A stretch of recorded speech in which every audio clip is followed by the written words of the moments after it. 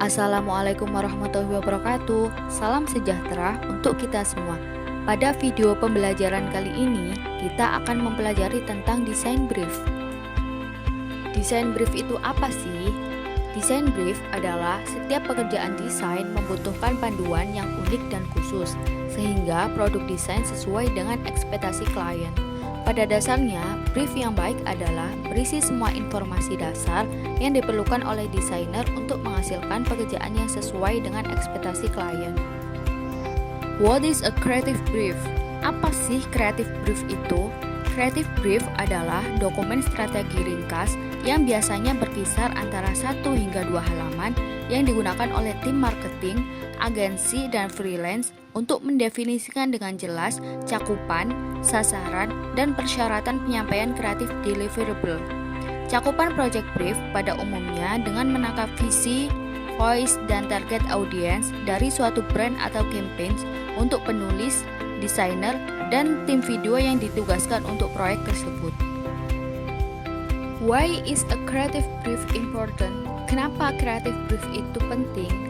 Free artistic reign mungkin sesuai untuk proyek kreatif pribadi. Namun, jika menyampaikan corporate campaigns or client project, kejelasan adalah segalanya. Jika tim kreatif tidak memahami siapa, apa, dan mengapa di balik sebuah proyek tersebut dibuat, maka besar kemungkinan mereka akan gagal dalam mencapai tujuannya. Hal ini menyebabkan stres dan frustasi serta menambah lebih banyak waktu dan anggaran yang tidak perlu untuk proyek tersebut. Creative brief yang didefinisikan dengan jelas memungkinkan tim dapat menghasilkan pekerjaan high quality atau berkualitas tinggi dengan lebih sedikit revisi. Dengan menyelaraskan tujuan dan harapan klien dengan orang-orang kreatif, maka kita dapat mencapai hasil yang diinginkan dengan lebih cepat dan mudah. How to write a creative brief? Tidak ada format tunggal yang tepat untuk menulis sebuah creative brief. Hal ini sangat bergantung pada jenis proyek yang akan dikerjakan oleh tim kreatif dan apa yang perlu Anda ketahui untuk menghasilkan pekerjaan berkualitas secara efektif dan efisien. For example, biro iklan mungkin ingin menyertakan informasi latar belakang tentang klien dan pedoman brand, sementara tim internal sudah memahami atau mengetahui hal-hal tersebut. Maka, tidak diperlukan detail tambahan yang dapat mengacaukan creative brief tersebut.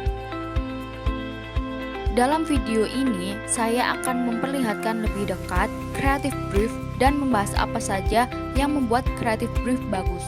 Sekarang, tidak semua laporan singkat akan sama. Terminologi dan strukturnya berbeda-beda, namun semuanya harus mencakup kriteria yang sama agar cukup mempersiapkan keinginan untuk memulai sebuah proyek. Ringkasan tipikal harus mencakup semua informasi relevan yang dibutuhkan seorang desainer untuk memahami konteks, persyaratan, dan kebutuhan klien untuk proyek tersebut. Berikut adalah contoh creative brief yang tepat. Anda dapat melihat bagaimana kriteria disusun dengan semua informasi yang diberikan. Lihat contoh ini, kita dapat melihat kriteria yang dicakup sebagai berikut, yakni project title dan project information. Selanjutnya, pada bagian pertama, kita memiliki bagian project or client overview yang mencakup what, why, goals, unique selling points, tone of voice, strap lines, audience, competitor, dan strategic consideration. Selanjutnya, pada bagian 2, design overview mencakup objective, impact, like and dislike, exciting collateral, design consideration, how will success be measured, budget, timeline, deliverable, and additional notes.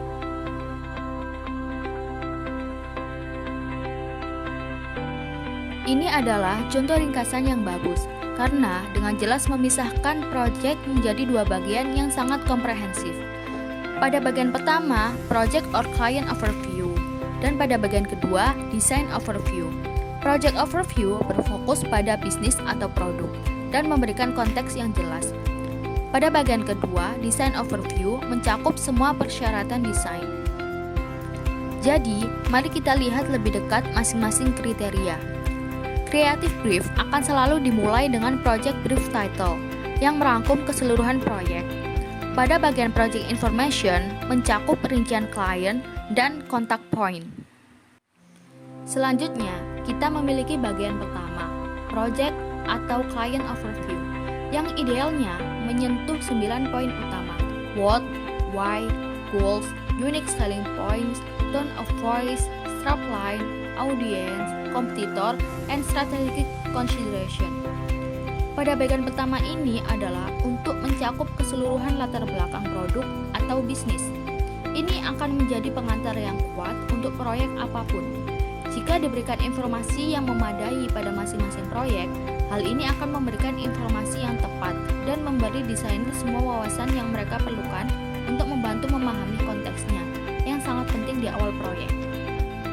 Jadi, pertama-tama kita punya what, dan ini harus menjadi paragraf singkat yang memperkenalkan proyek dan klien.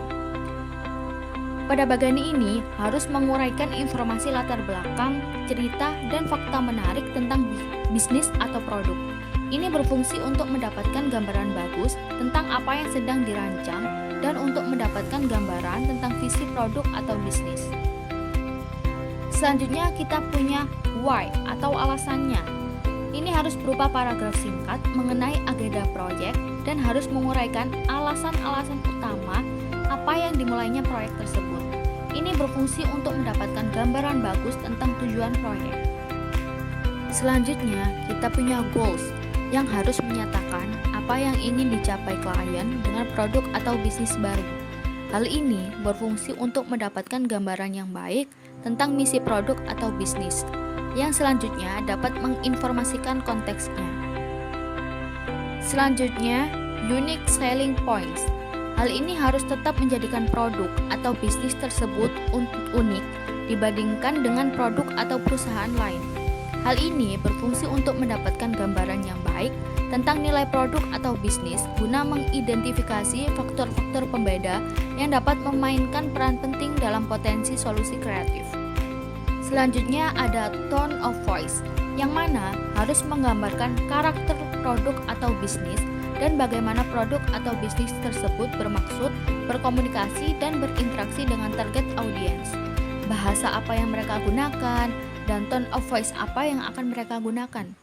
Idenya di sini adalah untuk membantu desainer memahami lebih jauh sifat, kepribadian, dan karakter suatu produk atau bisnis, yang dapat membantu seorang desainer bekerja ke arah yang benar. Next, ada straplines. Ini hanya menyatakan batasan apapun yang telah dikembangkan untuk produk atau bisnis yang ada. Jika tersedia, sekali lagi, ini akan berfungsi untuk lebih memahami konteks dan nada serta karakter suara.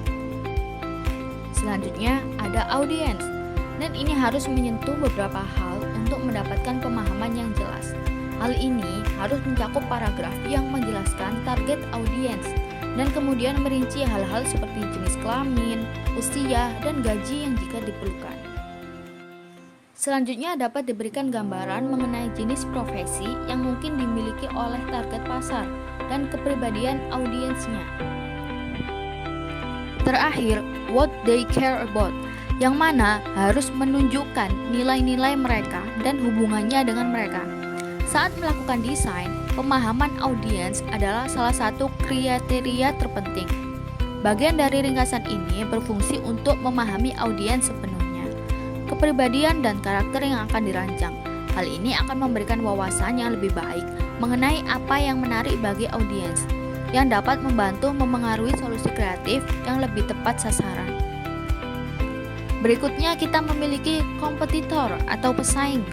Ini harus mencantumkan perusahaan atau produk apapun yang serupa dengan brand atau produk yang dituju. Hal ini membantu menginformasikan perancang produk atau bisnis lain di pasar. Jadi, mereka bisa yakin tentang apa yang harus dihindari, apa yang harus diteliti, dan apa yang perlu dipertimbangkan dan dipelajari.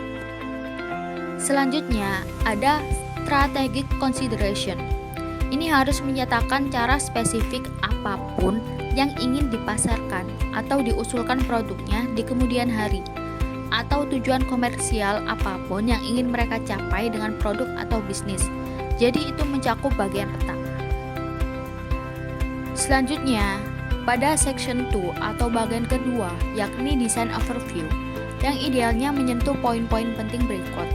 Ada objective, impact, like and dislike, exciting bending collateral, design consideration, how will success be measured, budget, timeline, deliverable, additional notes. Setelah seorang desainer diperkenalkan dengan proyek dan memahami konteks proyek dari bagian pertama, maka desainer dapat mempelajari dengan tepat desain apa yang diperlukan untuk proyek tersebut dan tantangan yang ada di depan. Di bagian kedua ini, yang pertama kita punya objektif. Ini harus berupa paragraf untuk menguraikan rincian tentang desain apa yang diperlukan untuk proyek tersebut dan tujuan serta penggunaannya.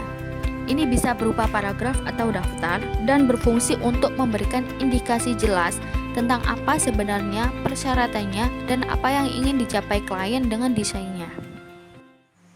Next, impact. Ini harus berupa paragraf yang menjelaskan kesan yang ingin dibuat klien dengan desainnya. Hal ini membantu desainer lebih memahami sifat dan kepribadian produk atau bisnis dan bagaimana produk atau bisnis tersebut ingin dilihat. Hal ini dapat membantu desainer fokus dan mengembangkan solusi kreatif yang lebih relevan dan tepat. Selanjutnya, kita memiliki like and dislike. Ini harus berupa daftar referensi yang disukai atau tidak disukai klien. Ini bisa menjadi petunjuk yang mungkin mereka inginkan dari desain tersebut. Mungkin seperti apa dan apa yang ingin mereka hindari. Ini dapat mencakup hal-hal spesifik seperti warna, tampilan, nuansa, gaya, dan tata letak, serta contoh merek apapun. Hal ini dapat membantu mempengaruhi proses desain dan juga membantu menonjolkan elemen atau gaya visual tertentu yang tidak disukai atau ingin dihindari. Selanjutnya, exciting branding or marketing collateral atau jaminan branding atau pemasaran. Sekarang ini harus menentukan desain visual apapun yang sudah ada, misalnya pedoman brand, materi iklan, atau materi cetak apapun yang saat ini mereka gunakan dan ingin mereka konsistenkan. Design consideration. Ini harus mencantumkan rincian apapun yang perlu diingat sehubungan dengan bagaimana desain akan digunakan. Apakah desainnya dominan untuk media cetak atau digital, atau keduanya? Ini juga harus menyatakan tujuan mengganggu atau komersial yang dimaksudkan dengan desain tersebut. Berikutnya, how will success be measured? Ini harus menyatakan bagaimana rencana klien untuk mengukur keberhasilan pekerjaan desain. Hal ini mungkin menunjukkan titik fokus, prioritas, atau bidang apapun yang perlu menjadi fokus utama proyek dan dapat diingat oleh seorang desainer. Next, budget. Jika penawaran harga belum dikeluarkan, anggaran harus tetap pada jumlah yang ingin dibelanjakan klien untuk desain tersebut. Selanjutnya, timeline, yang harus menyatakan pencapaian apapun dalam kemajuan proyek dan tenggat waktu kapan semua pekerjaan harus diselesaikan. Dan yang terakhir, deliverable, harus menentukan daftar yang jelas tentang apa yang sebenarnya dibutuhkan dari proyek tersebut. Dalam hal ini adalah kotak centang untuk desain, digital, cetak, dan aset proyek yang akan dibutuhkan. Pada bagian akhir ada halaman bernama catatan tambahan atau additional notes. Disinilah informasi terkait lainnya mengenai proyek ini dapat diperoleh. Jadi, dengan memenuhi semua kriteria ini, seorang desainer kemudian dapat meluangkan waktu untuk membaca, mencerna, dan memahami sepenuhnya detail dalam ringkasan dan tantangan yang ada di depan. Dari sini, seorang desainer akan diperlengkapi dengan baik untuk memulai proses desain, atau dalam banyak kasus, ajukan pertanyaan lebih lanjut yang kemudian dapat mereka diskusikan dengan klien. Jadi, apa yang membuat kreatif brief bagus adalah kualitas informasi yang diberikan untuk semua kontak poin utama untuk memberitahu desainer segala hal yang perlu mereka ketahui untuk memulai proses desain dan melakukan pekerjaan dengan baik. Sekian penjelasan tentang apa itu design brief, creative brief, dan bagaimana membuat creative brief yang baik dan tepat. Semoga video pembelajaran ini bisa bermanfaat untuk para penonton. Terima kasih. Wassalamualaikum warahmatullahi wabarakatuh.